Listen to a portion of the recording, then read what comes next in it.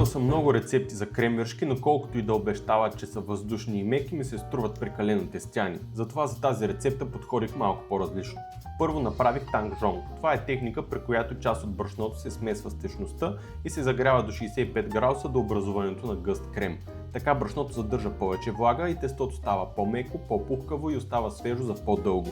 Освен това, добавих мазнината чак след като замесих основното тесто и го оставих да си почине докато се развие глутена.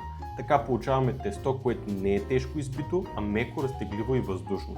След това оформям, оставям да втасат добре, мажа с яйце, поръсвам с осам и ги пека до златисто. Още по цвета се личи, че тестото е добре опечено, има тънък златист слой отгоре, без да е станало твърдо. Когато я разчупиш, отвътре е мека и пухкава, почти като малък облак и се дели на конци. Първо усещаш мекото сладко тесто, после идва солеността от самия кремвирш и накрая усещаш запечената коричка с осама отгоре.